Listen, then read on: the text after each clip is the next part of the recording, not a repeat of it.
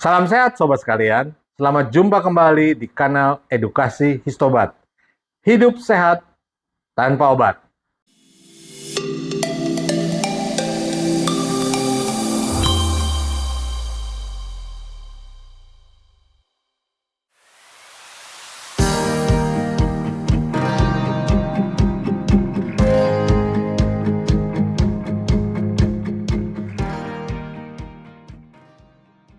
Kali ini kita akan membahas penyakit sejuta umat, diabetes. Untuk penanganan dan monitoring diabetes, kali ini kita coba gunakan perangkat rumahan, perangkat skala rumahan. Jadi bukan perangkat skala rumah sakit yang dikenal dengan nama Quantum Resonance Magnetic Analyzer atau QRMA. QRMA akan berguna untuk memantau secara holistik pencernaan kita. Seri edukasi Histobat akan berkonsentrasi membahas kesehatan ditinjau dengan menggunakan perangkat QRMA.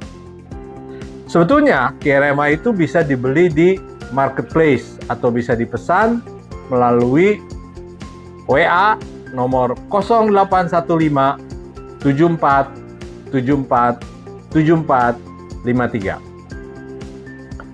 Keunggulan QRMA adalah mampu melihat seluruh organ tubuh yang dikemas dalam laporan setebal 99 halaman. Pembicaraan tentang cara kerja QRMA sudah dibahas di kanal Histobat yang ditayangkan pada tanggal 10 Agustus 2023 dalam judul Histobat seri 111. Silakan akses di s.id/apa QRMA. Dalam episode kali ini, kita akan membahas bagaimana kita menangani masalah penyakit 1000 umat tersebut yang dikenal dengan nama diabetes. Sebelum lanjut, kita harus mempertanyakan dahulu gejala penyakit yang kita hadapi, terlepas dari alat ukur diabetes dan pemakaian obat-obatan yang sekarang kita kenal. Dari berbagai literatur, paling tidak kita mendapatkan 7 gejala penderita diabetes. Seperti contohnya yaitu penglihatan kabur, infeksi jamur, gatal di kulit dan genital, penurunan berat badan yang tidak jelas, kebas di tangan dan kaki, penyembuhan luka yang lama, lapar terus, sering buang air kecil. Dari 7 gejala diabetes di atas, dapat kita simpulkan bagian mana yang diderita oleh Anda sekalian, dan jika tidak signifikan, maka masalahnya bukan dari penyakit diabetes itu sendiri, tetapi dari gaya hidup yang tidak baik. Penyakit diabetes termasuk salah satu dari penyakit multiorgan. Penyakit multiorgan yaitu asam lambung atau GERD, fibromialgia, penyakit Lyme, toksisitas logam berat. Multiorgan yang dimaksud adalah lambung, liver, dan usus besar.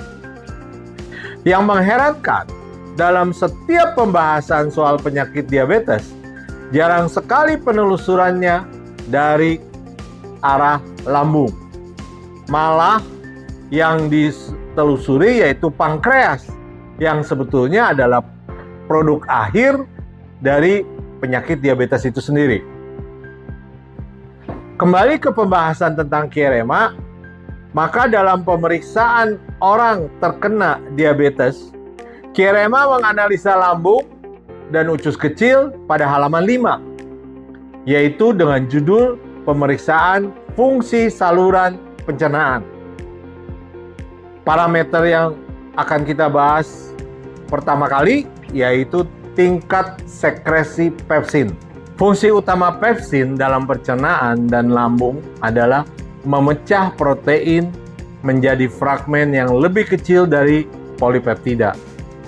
Jadi, enzim pepsin berada di dalam lambung dan protease mengkatalis proses hidrolisis dari protein sehingga menjadi polipeptida yang pendek untuk kemudian diteruskan ke usus kecil.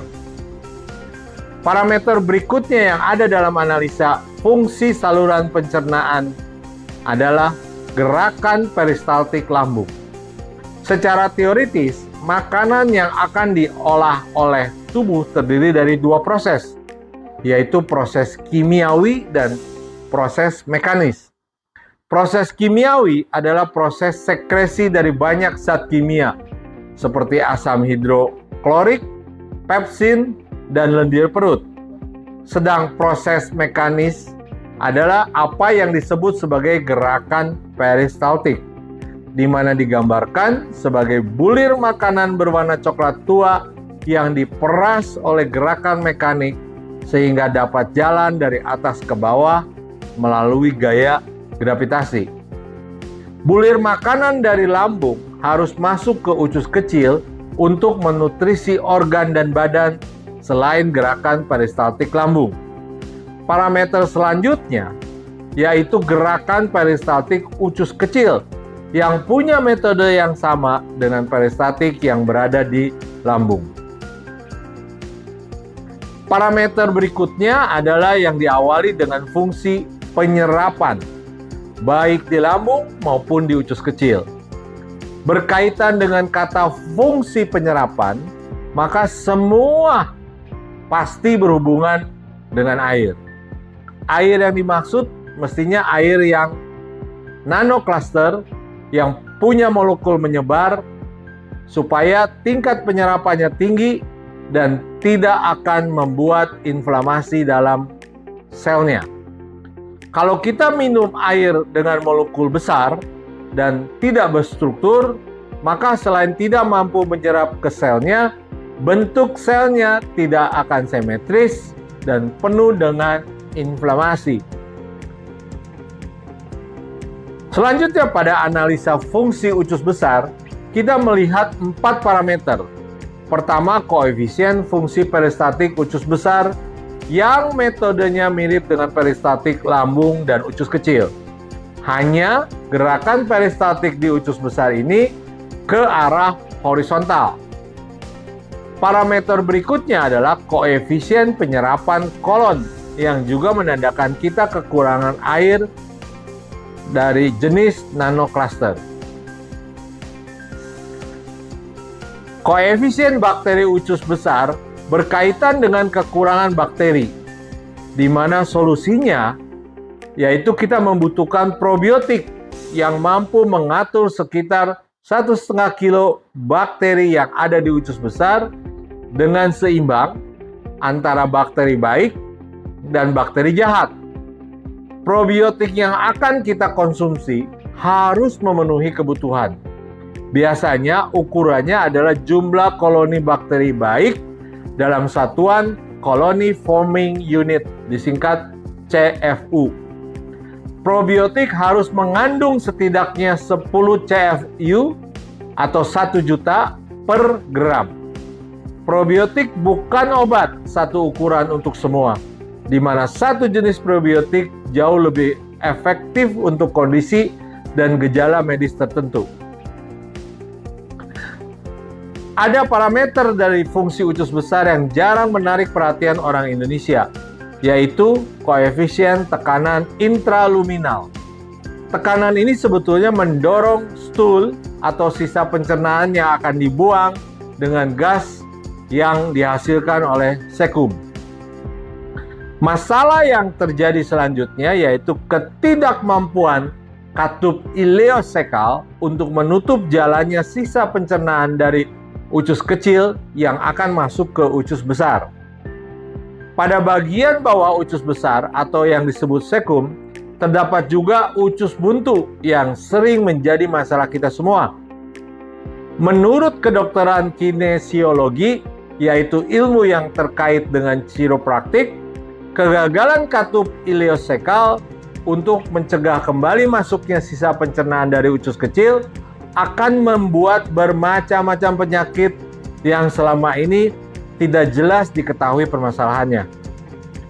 Gejala penyakit yang bisa terjadi karena kegagalan katup iliosekal diantaranya yaitu sakit bahu, nyeri otot, spasem, kaku, tiba-tiba nyeri punggung bawah, nyeri di sekitar jantung, pusing dan sakit kepala, bursitis atau peradangan pada pelumas dan bantalan di sekitar sendi, tinnitus, telinga berdenging, mual, kehilangan nafsu makan, insomnia, muka pucat dan pingsan, tiba-tiba haus, infeksi sinus yang palsu, pseudohipokloridria, yaitu sekitar gangguan pencernaan, konstipasi, sulit buang air besar, banyak gas atau kembung, lingkaran hitam di bawah mata, dan iritabilitas.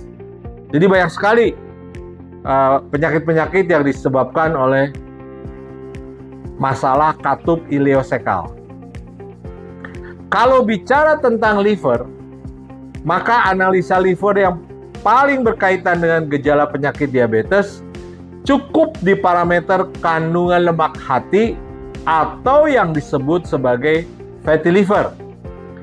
Cara menurunkan tingkat kandungan lemak yaitu dengan diet makanan-makanan berlemak, daging merah, alkohol, dan gula rafinasi. Pada bagian pembahasan organ liver akan diuraikan dengan lebih tuntas masalah fatty liver ini beserta penanganannya.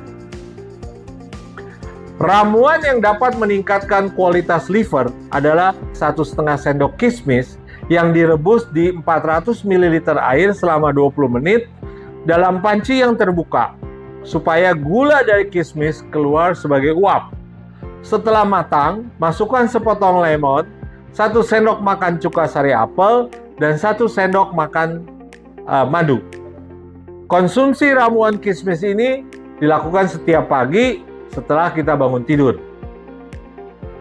Demikian pembahasan tentang gejala penyakit diabetes, di mana untuk mengatasinya kita tidak semudah dengan cukup mengkonsumsi obat-obatan saja, karena penyakit multi organ ini perbaikannya harus dimulai dari lambung, liver, sampai usus besar. Sampai jumpa dalam episode berikutnya. Terima kasih atas perhatiannya. Salam sehat tanpa obat.